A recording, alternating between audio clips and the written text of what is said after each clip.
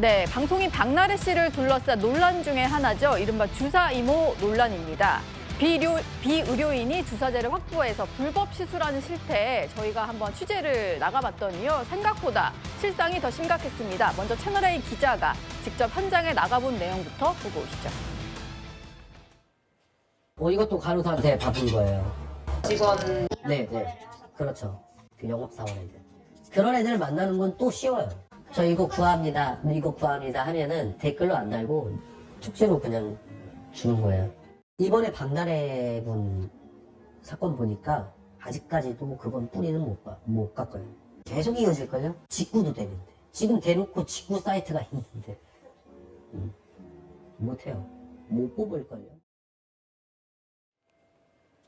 그러니까 저희가 만난 사람이 주사제를 좀 확보해서 유통을 하던 사람을 만나봤는데 저게 실제로 좀 쉽게 구할 수 있다 이런 얘기들을 좀 하는 것 같아요. 최진문 교수님. 네. 저러다 보니까 비의료인이 뭐 주사제를 구해서 연예인들에게 시술하는 이런 일이 벌어지지 않았나 싶네요. 그렇습니다. 왜냐하면 우리나라 같은 경우에는 물론 뭐 의사들이 뭐 잘못 행동을 해서 유통시키는 경우가 있지만 지금 예. 이제 우리나라는 아주 엄격하게 이런 의료 제품들 또는 약품들을 관리하고 있잖아요. 그러다 보니까 이게 유통하기 어려운데 해외에서 직구하는 경우들이 많이 있는 것 같습니다. 지금 인터뷰한 사람 같은 경우도 처벌받은 불법 주사제 유통업자의 인터뷰 내용인데 예. 내용만 보면 이렇습니다. 인맥과 해외 유통을 통해서 이루어진다라고 증언을 하고 있습니다. 인맥이라 함은 철저하게 점조직으로 운영이 되는 거죠. 네. 왜냐하면 이게 전체가 다 드러나게 되면 처벌을 받게 되니까 1대1로 텔레그램이나 이런 방을 열어가지고 거기서 소통을 하게 되고요. 소통하는 방식도 해외에서 물건이 넘어오는 과정을 통해서. 예. 재밌는 게 뭐냐면 어떤 이제 일부러 취재진이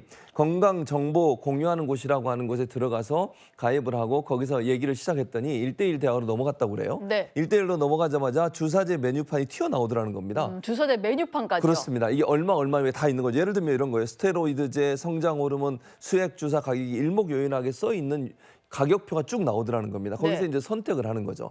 그래서 요청을 하면 돈을 보내면 그게 이제 집으로 배달이 되는 그런 운영하는 방식이라고 이루어지고 있습니다. 이게 사실은 안 걸리게 되면요. 만약에 예. 중간에 뭐 배송되는 과정에서 이게 걸려서 세관에 이거 처리되게 되면 안 걸릴 때까지 계속 보내준대요. 네. 그러니까 사실은 이걸 쓰는 사람 입장에서는 언젠가는 받을 수 있다는 믿음이 있기 때문에 계속 돈을 주고 구입을 하는 경향이 있는 것 같고 이런 방식으로 불법적으로 들어온 약들이 유통되고 있는 것이 이번 박나래 씨 사건도 연관된 게 아닌가라는 의심이 강하게 드는 지점이죠. 예.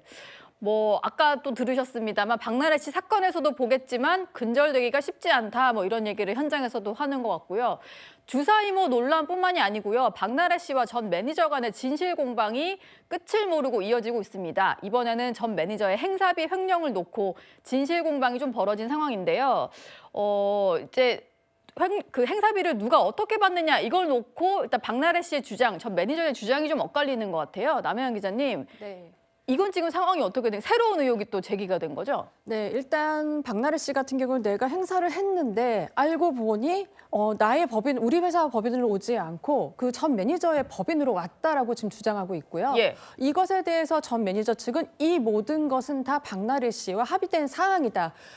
나의 그 법인으로 들어온 거는 박나래 씨한테 모두 얘기를 했다고 이렇게 얘기하고 있는데요. 예. 제가 조금 취재를 해봤더니 이런 경우가 왕왕 있다고 합니다. 뭐냐면 이게 좀 약간 예민한 얘기일 수도 있는데요. 세금을 조금 더 털기 위해서 제3의 회사로 돈을 입금을 시키는 거죠. 그리고 세금을 조금 뗀 다음에 연예인한테 그 남은 현금을 주는 방식이 있다고 합니다. 실제로 몇몇 매니지먼트 사이에서는. 수익으로 다 잡혔을 경우에 그렇죠. 세금을 더 많이 내야 되니까요. 네네. 물론 이게 그렇다는 건 아니고요.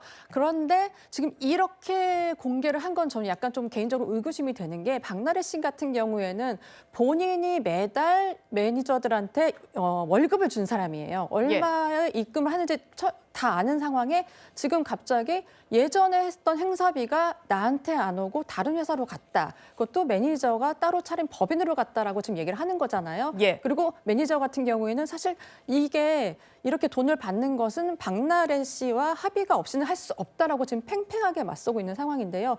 결국에는 진실 공방은 정말 경찰 조사를 통해서 하는 게 맞는 것 같고요. 지금 박나래 씨 같은 경우는 계속해서 이제 횡령으로 좀 몰아가고 있는 상황이고 매니저 같은 경우 전혀 아니다라고 하는 상황이라서 조금 더 지켜봐야 될 것 같습니다. 예.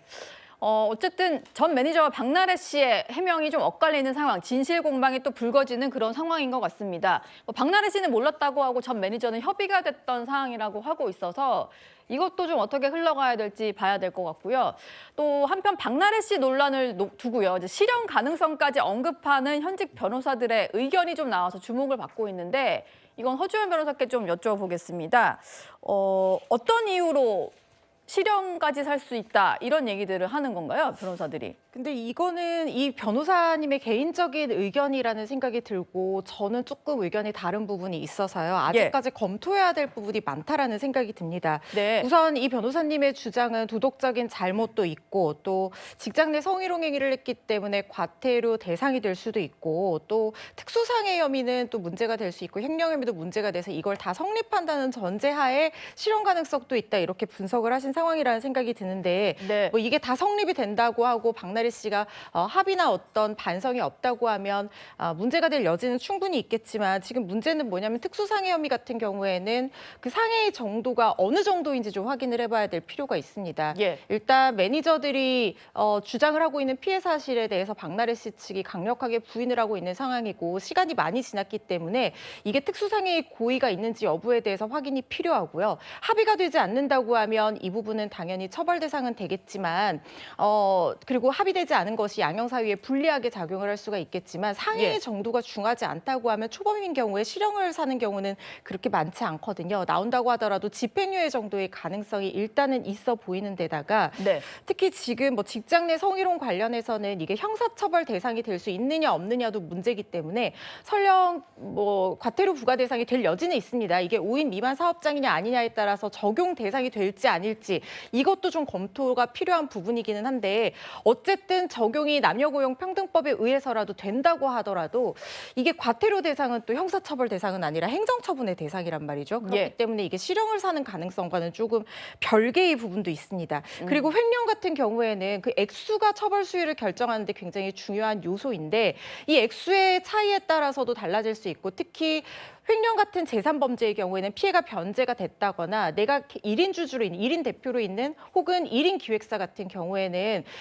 이 초범인 경우에는 구별이 쉽지 않았을 거라는 이유로 양형사유에 참작이 되는 부분도 있거든요. 우리가 이제 최근에 봤던 사례 중에 황정음 씨의 사례가 굉장히 대표적이죠. 그래서 황정음 씨 사례 같은 경우에도 집행유예가 나왔기 때문에 박나래 씨의 죄가 설령 인정된다고 하더라도 저의 개인적인 생각으로는 이 사안으로 실형 가능성이 그렇게 높아 보이지는 않는데요. 다만 예외적으로 네. 만약에 이 박나래 씨가 지속적으로 처방받은 약물이 마약류 관리법 위반 사항에 해당을 하고 이 중독성이 인정이 된다고 하면 이 부분은 좀 처벌 수위가 무겁게 될 수도 있거든요. 그렇다 하더라도 이 약물의 종류에 따라서 처벌 수위가 또 상당히 달라질 수도 있고 네. 박나래 씨가 여기에 중독이나 오남용 가능성이 있는 강한 약물을 사용했는지에 대해서는 아직까지 나오지 않았기 때문에 네. 이 역시 실형 가능성을 예단하기는 좀 어려운 부분이라는 생각이 듭니다. 예.